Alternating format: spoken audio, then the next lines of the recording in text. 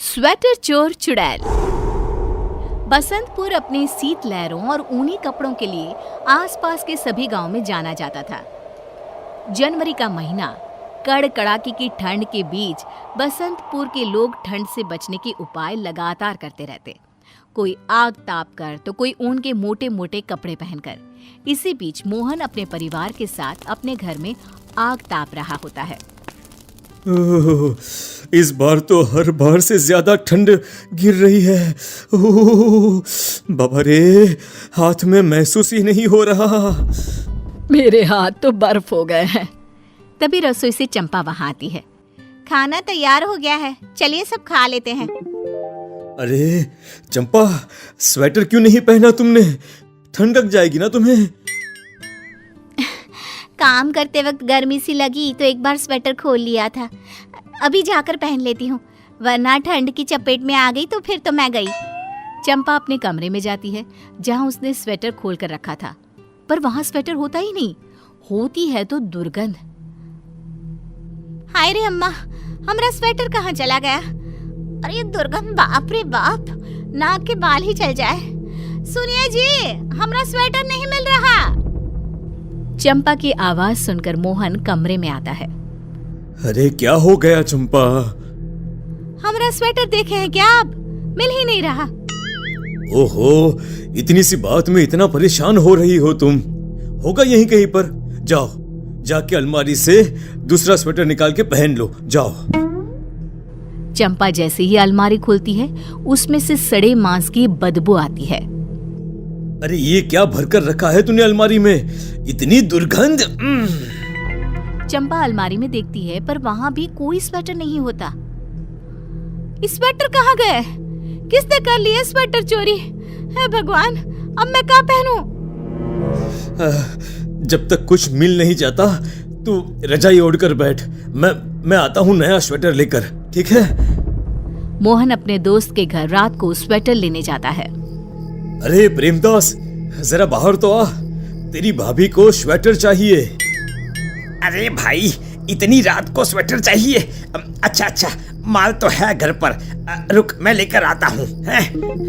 मोहन जैसे ही कमरे में जाता है, बदबू से उसकी जान निकलने लग जाती है। वो जैसे तैसे कमरे में जाता है, पर अंदर एक भी स्वेटर नहीं होता।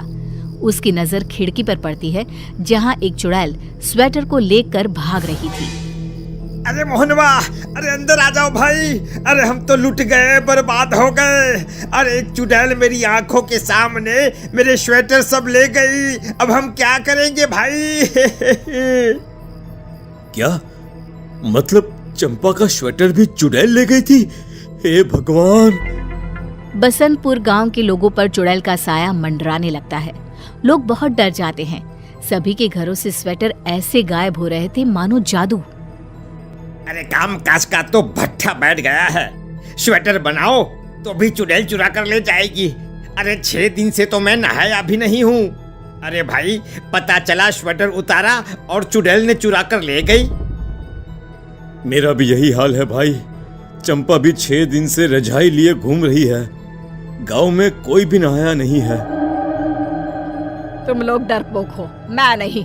ये सब कोई चोर कर रहा है, चुड़ैल नहीं। मैं आज ही गांव के तालाब में कपड़े धोने जा रही हूँ। वहीं स्वेटर खोल के देखूंगी कौन सी चुड़ैल आती है। सबके मना करने के बाद भी रंभा तालाब के किनारे बैठ जाती है और अपना स्वेटर अपनी बगल में रख देती है। अरे देखती हूँ कौन लेता है मेरा स्वेटर। तभी वहाँ चुड़ैल आ जाती है। इस बुढ़िया कितनी हिम्मत कि मुझसे डर नहीं लग रहा है इसे। चुड़ैल पर विश्वास नहीं है। नहीं है, अभी दिखाती हूँ। ले बुढ़िया, मैं आ गई। जिंदगी के 4 दिन तो बाकी है, वो भी नहीं रह गया। मैं नहीं दूंगी अपना स्वेटर, चाहे कुछ भी हो। रंभा अपनी जिद पर अड़ी रहती है, जिसकी कीमत उसे अपनी जान देकर चुकानी पड़ती है। चुड़ैल रंभा को मारकर स्वेटर ले जाती है और रंभा की लाश को नदी में फेंक देती है। ये बात आग की तरह हो गया ना, यही बाकी था। चोरी के साथ साथ मौत। मैं तो पहले ही कहता था, अरे कोई उपाय निकालो। अब तो पैसे भी खत्म होने लगे हैं। ना तो स्वेटर बना पा रहे हैं, ना तो नहा पा रहे हैं। अरे अब तो कोई रास्ता निकालना ही होगा। गांव के सभी लोग एक योजना बनाते हैं और एक स्वेटर गांव के सबसे पुराने पेड़ के नीचे रख देते हैं और छिपकर चुड़ैल के आने का इंतजार करते हैं। एक और स्वेटर, गांव के बददिमाग लोग। चुड़ैल उस स्वेटर को लेकर जंगल की ओर चली जाती है। सभी गांव वाले उसके पीछे पीछे जाते हैं, जहां वो लोग देखते हैं कि चुड़ैल गांव के सभी स्वेटर को एक गुफा में छुपाकर बैठी हुई है। तुम लोगों के कारण मेरा बच्चा ठंड से मर गया था, अब तुम लोग इस ठंड में कांपते बैठो। प्यारी को एक चुड़ैल बनने पर मजबूर किया है तुम लोगों ने। अब तुम लोगों को मारकर तुम लोगों के पहने हुए स्वेटर भी मैं चुराऊंगी। चुड़ैल की बात सुन सब गांव वाले जान जाते हैं कि वो कौन है और दोबारा गांव वापस आकर सभा करते हैं। अरे अरे ये तो हमारी प्यारी ही है। अरे पर वो चुड़ैल कैसे बन गई? मुझे पता है। मोहन उन्हें प्यारी की सच्चाई बताता है, जिसके बाद गांव वाले प्लान बनाकर एक बार फिर जंगल की उस गुफा में जाते हैं जहां चुड़ैल सब स्वेटर अपने साथ लिए बैठी होती है। आ गए तुम सब लोग। उस दिन मेरा पीछा करने के बाद मुझे पता था तुम लोग वापस जरूर आओगे, पर इस बार बचकर कोई नहीं जाएगा।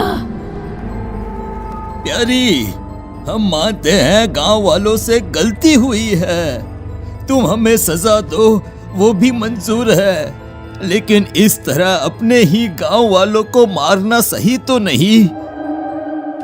वाह, मैंने तुम सबके घरों में काम किया और जब मेरे बेटे को एक स्वेटर की जरूरत पड़ी बस तो सबने ऐसे मुंह फेरा जैसे मुझे जानते ही ना हो।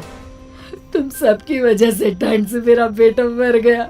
जिस गांव के सभी लोग स्वेटर पहनते हैं वहाँ मेरा बेटा ठंड से मर गया और अब मैं तुम सबको उसी ठंड से तड़पा तड़पा कर मारूंगी, तभी मेरे बेटे और मुझे शांति मिलेगी।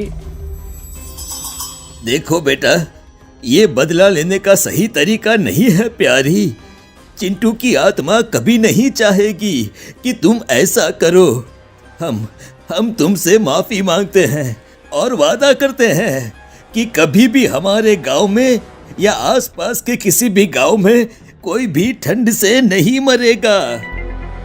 गांव वालों के लाख नए तरीके से समझाने पर भी प्यारी नहीं मानती और एक एक कर सबके स्वेटर छीन लेती है, जिसके बाद कड़ाके की ठंड और कुछ भी गर्म पहनने के लिए ना होने की वजह से गांव में लोगों की मौत होने लगती है। बहुत हुआ, अब मैं इस प्यारी चुड़ैल की एक नहीं चलने दूंगा। प्रेमदास ठंड से कांपता चुड़ैल के पास जाता है। प्यारी बहन, देखो मैं तुम्हारा दर्द समझ सकता हूँ और मैं गांव वालों और अपने बर्ताव के लिए माफी भी मांगता हूँ। मेरा वादा है तुमसे कि आज के बाद हर साल जरूरतमंद लोगों को फ्री में स्वेटर बांटूंगा और तुम्हारे बेटे के नाम से ही बांटूंगा। लेकिन अभी तुम गांव वालों को उनके गर्म कपड़े वापस कर दो। सब अपने किए पर बहुत शर्मिंदा हैं और पछता भी रहे हैं। अब माफ कर दो बहन, माफ कर दो। प्रेमदास की बातों से प्यारी चुड़ैल का मन पिघल जाता है और वो गांव वालों को माफ कर देती है। गांव वाले प्यारी और उसके बेटे की आत्मा की शांति पूजा करवाते हैं और अपने वादे के मुताबिक सब काम भी करते हैं।